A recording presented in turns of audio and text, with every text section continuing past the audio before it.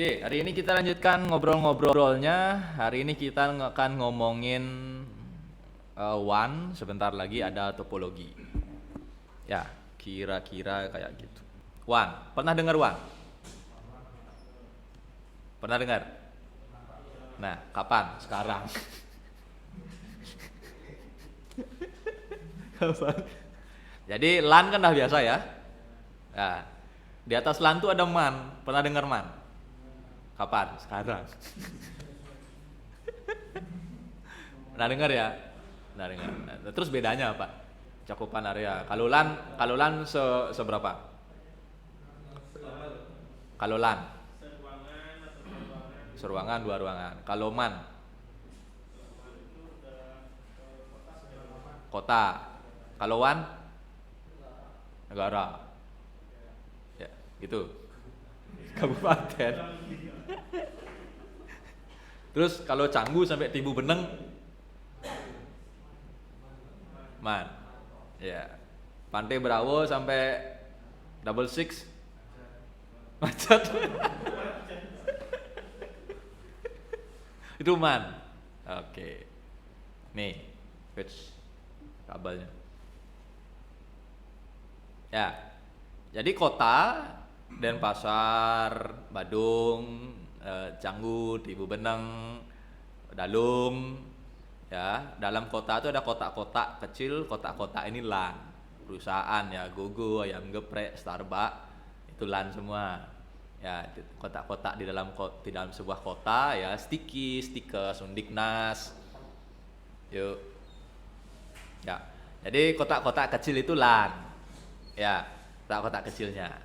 Ya, ini LAN dalam kota. Ya, dalam kota. Nah, kota-kota ini terhubung. Ya, kota-kota ini terhubung, namanya MAN, sesuai namanya, metropolitan. Ya, metropolitan. Jadi kota-kotanya terhubung, itu namanya MAN. Dah? Ya. Nah, kalau cakupannya udah negara, ya, country, berarti WAN. Ya, pembagian cakupan doang. Ya, makanya wide artinya luas, lebar, area network. Jadi jaringan ya yang areanya luas. Itu doang ya. WAN karakteristiknya kayak gini ya. Jadi bisa beda region ya. Region itu udah beda kabupaten aja udah termasuk WAN.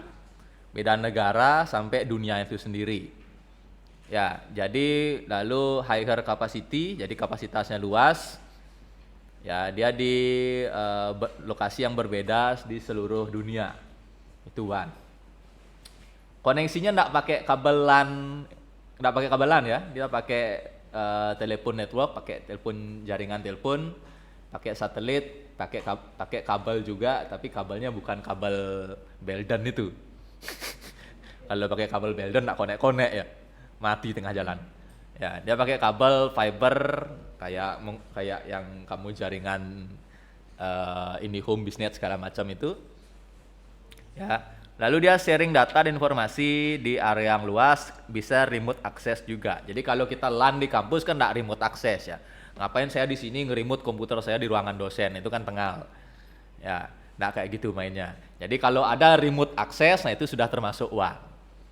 Ya, jadi saya nge-remote komputer saya yang lagi ada di rumah. Nah, itu masuk WAN walaupun lebih cocok ke MAN karena masih satu kota. Kalau dia udah beda region itu masuk kabupaten, beda provinsi, itu udah masuk WAN. Ditandai dengan adanya remote access. Nah, sekarang kita arahkan WAN ini ke cloud. Ya, kita arahkan WAN ini ke cloud. Kalau kemarin kita udah ngomongin softwarenya, ya ada RAID, lalu ngomongin apa kemarin lagi ya? Ngomongin apa kemarin? Habis sebelumnya RAID. Kok saya lupa ya? Lihat di ini video. Sebelum RAID, ngomongin cloud storage management. Ya, hari ini kita akan ngomongin topologinya. Ya, ngomongin topologinya. Nah, familiar dengan makhluk kayak gini? Ini gambarnya di mana? Ada yang tahu? Cisco apa ayo? Oh tahu langsung ketebak ya. Padahal cuma naruh 3 kotak kayak gini aja ya, tanpa kabel, tanpa nama softwarenya udah ketebak semua. Ya berarti udah jago ya. Nah, saya punya 3 makhluk kayak gini. Ya, bayangkan ini ada harddisk banyak dalamnya, lalu sudah terimplementasi RAID. Nah, lalu pertanyaannya kan gimana caranya agar datanya selalu tersedia. Ya, jadi topologinya kayak gimana? Nyolok kabelnya kayak gimana agar server selalu tersedia. Ya, agar server selalu tersedia. Nah, ada yang punya pendapat kira-kira? Gimana nyolok kabelnya, Faiz? Agar kabelnya selalu, agar kabelnya dong, agar server datanya selalu tersedia. Anggap ini ketiganya menampung data yang sama ya dan juga data yang berbeda. Datanya random kacak. Ya, gimana caranya ngoneksiinnya agar datanya selalu tersedia. Jadi kalau server 0 mati, ya server 1 dan 2 masih hidup dan datanya masih ada semua. Gimana caranya nyolok? Kita mulai dari yang pertama. Nih. Server, atasnya ada switch. Ya, switch biasa. Di atasnya lagi ada multi-layer switch dihubungin ke router. Ya, ini namanya two-tier architecture. Ya, two-tier. Kenapa two-tier? Karena ada distribution layer dan access layer. Ya, jadi dihubungkan seperti ini. Nah, muncul pertanyaan. Ya, kalau ini mati, kalau ini bermasalah, apakah data di server ini bisa diakses?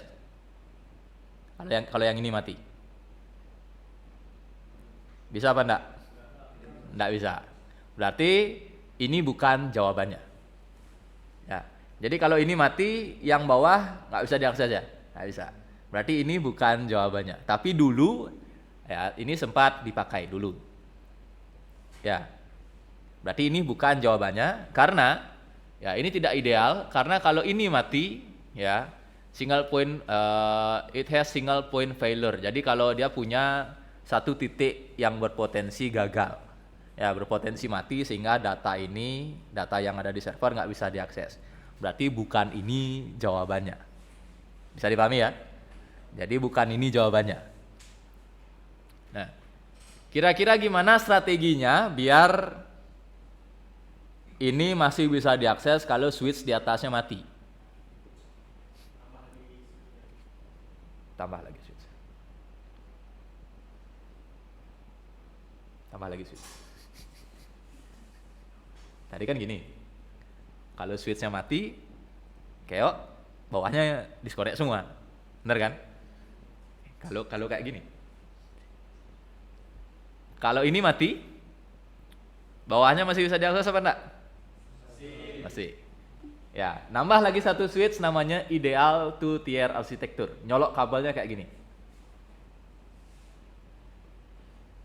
Sekarang bayangin, kalau yang ini mati atau yang ini mati.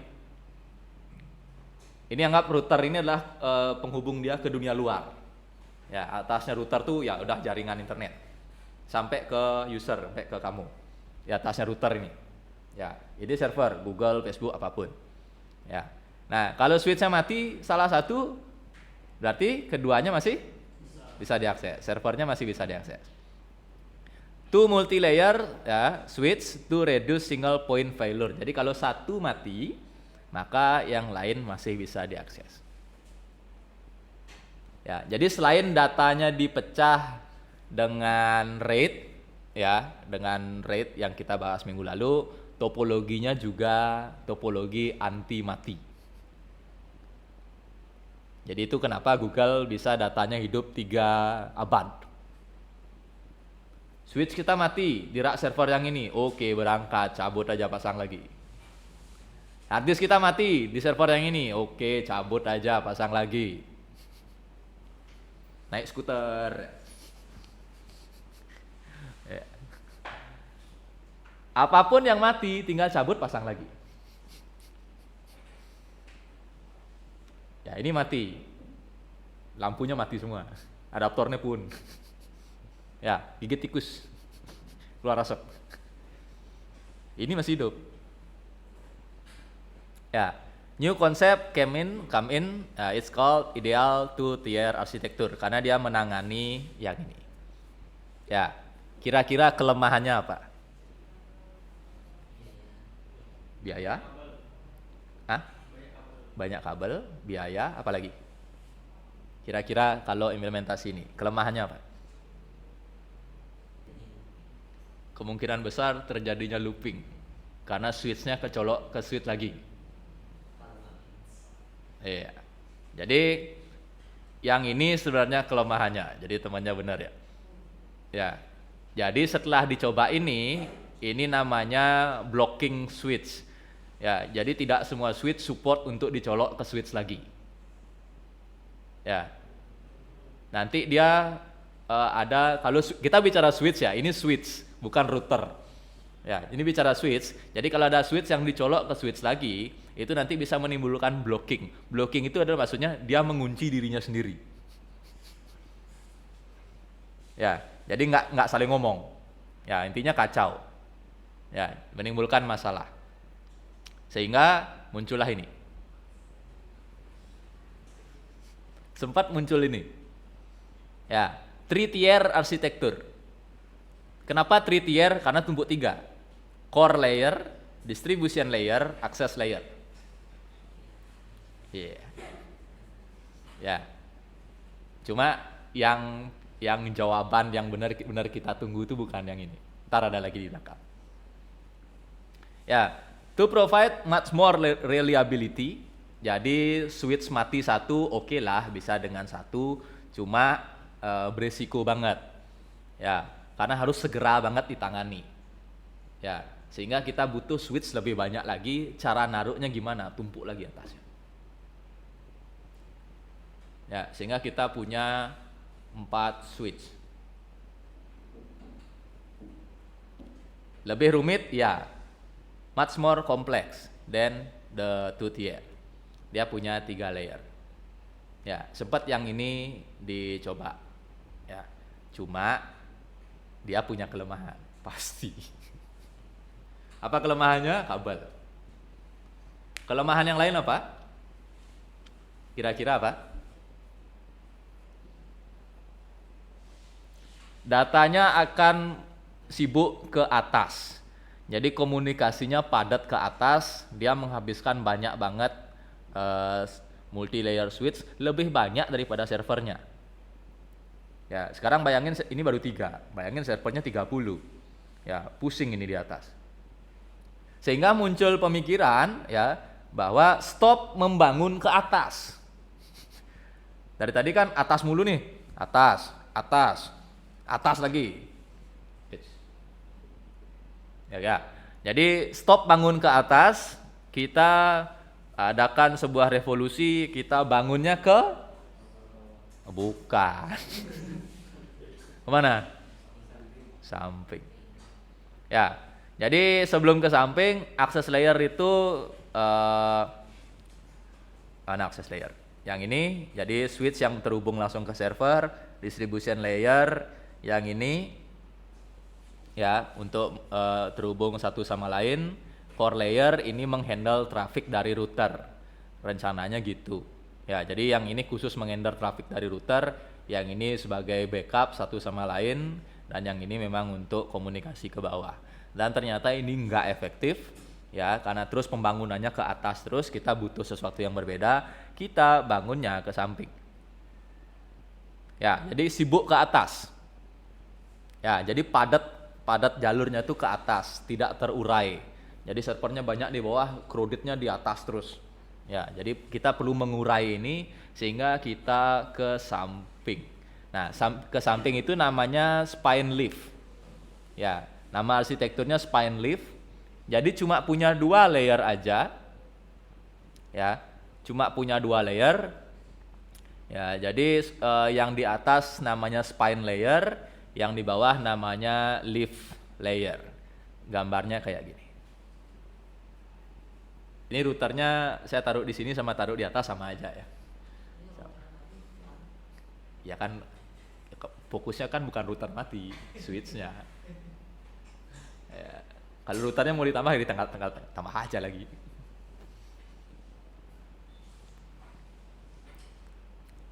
Ya, mirip kayak two layer, mirip kayak two yang ini, mana dia? Yang ini cuma yang di tengah dihilangin. Ya, jadi switch nggak perlu ngomong satu sama lain. Switchnya nggak perlu ngomong satu sama lain. Yang ini nggak ada kabel ke sini. Jadi kalau server ini mau ngomong sama server yang ini, dia tinggal ke sini, naik, turun, udah dapet. Yang ini naik, turun, udah dapet. Ya, jadi tidak perlu dia ngomong satu sama lain. Ini yang bikin masalah di two tier. Ya. Nah, berikutnya, ya. Berikutnya, ya. Saya punya pertanyaan, ya. Jadi kalau yang ini spine leaf ini nambah server, jenengnya kayak gimana? Terus yang ini kita pakai 3 tier ya. Kalau 3 tier ini nambah server lagi 2, jenengnya gimana? Coba silakan orak-orek ya. Saya kasih waktu 10 menit. Dicoba diorak-orek. Kalau servernya ada 5, kan servernya 3. Kalau servernya ada 5, pakai 3 tier seperti apa? Kalau yang ini, kalau spine leaf servernya ada 5, seperti apa? Coba diorak-orek. Sebentar kita putar roda kematian.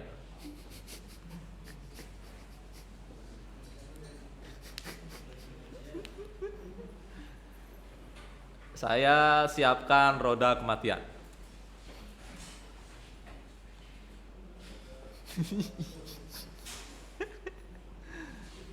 Pertanyaannya, saya ulangi ya. Kalau 3 tier ditambah servernya lagi 2, gambarnya kayak gimana? Kalau spine leaf ditambah servernya lagi 2, gambarnya gimana? Ingat, yang ini fokus ke atas tok, yang ini bisa nyamping. Jadi 2 tier dan 3 tier nggak boleh nambah switch ke samping. Ingat, dia fokus bawah ke atas saja. Jadi trafiknya padat di atas, nggak boleh ke samping. Trafiknya padat di atas. Ya. Pemecahan ke samping itu dilakukan oleh spine leaf. Ya, pemecahan ke samping itu dilakukan oleh spine leaf. Jadi dia benar-benar padat di atas. Itu memang masalahnya dia. Ya, dia akan crowded di sini, kacaunya di sini. Ya. Jadi kayak gitu. Jadi tidak bisa nambah ke samping. Yang boleh nambah ke samping adalah si spine leaf. Ya, kita lihat spine leaf-nya. Udah jelas yang ini ya? Udah jelas ya?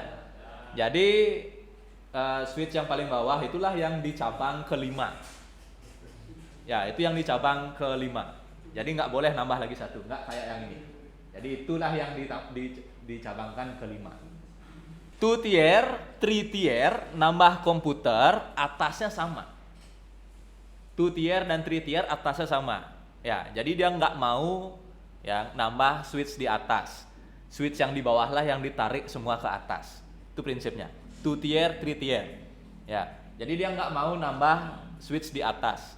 Switch di bawah lah yang ditarik ke atas.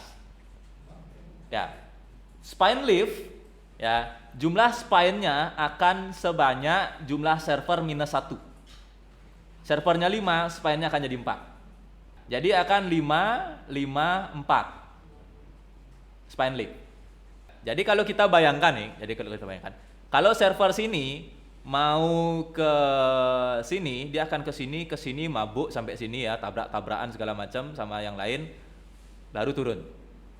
Kalau di sini dia naik ke atas, lalu dia langsung terbuka banyak jalur. Saya mau kemana? Ya, kalau yang dari sini naik ke atas, lewat manapun dia, ya bisa lewat manapun, ada 4 jalur, ya sampai di atas dia langsung ditawarkan lagi banyak jalur. Mau kemana? Ya, jadi lalu lintas datanya akan terpecah ke samping, terbagi antar banyak switch, tidak terfokus di dua ini aja. Ya, jadi 2 tier dan 3 tier dia fokus di atas, tidak mau nambah. Spine leaf dia bisa memanjang ke samping, ya, memanjang ke samping. Ya, nanti gininya, lalu lintas jaringannya, kepadatannya, trafficnya dia akan terpecah ke samping karena banyak switch yang diajak kerja. Jadi switch manapun yang mati, ya, switch manapun yang mati tidak mempengaruhi traffic. Kalau switch yang ini yang mati, satu switch akan kerja berat karena dia cuma 50-50. Jadi satu mati, yang lain ini kerja berat 100 full load dia. Jadi kalau yang ini satu mati masih enteng karena kerjanya banyak. Ya, anggap ini bebannya 100 dibagi 2, satu mati, maka satunya akan berat banget. Ini bebannya 100 dibagi 4, satu mati, ya, yang lain masih oke. Ya, kalau 2 mati, ya masih oke juga. Ya, seandainya 2 mati, biasanya satu mati dan langsung di tangan. Ini 2 tier versus spine leaf kalau nambah komputer. Ya, lalu saya balik ke sini. Spine leaf, tentu saja spine leaf itu punya kelebihan dan kekurangan. Ya, data flow speed meningkat, ya, karena kabelnya banyak, switchnya banyak, jadi jalurnya lebih banyak, sehingga kecepatannya nggak se 2 tier atau 3 tier. Meningkatkan bandwidth, ya, energi efisien karena nggak semua switch kerja berat, ya. Cost for this architecture is low karena switch yang dipakai bisa nggak switch yang mahal-mahal banget. Kalau yang di sini dia perlu switch mahal, ya. Jadi bikin yang kayak gini biar nggak kacau, perlu switch yang mahal. Kalau ini bisa pakai switch biasa aja, ya, perlu switch. Ya, ini bisa pakai switch yang biasa aja. Improve ketersediaan dan keawetan. Jadi spine leaf jauh lebih awet karena switchnya kerjanya nggak dipaksa terus, nggak dipush terus. Di sini switchnya dipaksa untuk mikir. Kalau di sini dia switchnya lebih santai. Ya, jadi karena bebannya terbagi. Kelemahannya perlu kabel, ya udah pasti. Ya, kelemahannya perlu kabel. Lalu banyaknya host, banyaknya server yang bisa dicolok sangat tergantung pada jumlah leaf spine-nya, Sangat bergantung pada jumlah spine-nya, karena kalau kita punya 10 server, kita butuh 9 switch di atas. Kita punya 20 server, kita butuh 19 switch di atas. Ya, tujuannya apa? Biar kerjanya ringan. Ya, kerjanya ringan. Kayak gitu. Kesimpulan. Kalau satu kabel 5.000 misal, ya, multi switch 10.000, nggak lihat router, nggak lihat server. 2 tier habis biaya 40.000, tapi kalau satu mati kacau. Ideal 2 tier 70.000, tapi trafiknya meningkat di atas. 3 tier 125.000, masalahnya sama. Spine leaf 50.000 doang. Ya, 50.000 tanpa permasalahan yang ini dan tanpa trafik yang padat ke atas. Jadi best solutionnya adalah spine leaf. Melihat dari lalu lintas jaringan, melihat dari biaya yang akan dikeluarkan. Best solutionnya adalah spine leaf. Multi switch 2. Ya, multi switch 2, oke. Kenyataannya enggak kayak gitu. Masih banyak lagi yang harus kenyataannya 3 tier. Ya, tapi tergantung budget, ya. Ya. Ini slide saya tadi sebenarnya slide-nya kayak gini. Cuma saya hilangin satu biar nggak langsung muncul keduanya, ya. Nggak langsung muncul keduanya.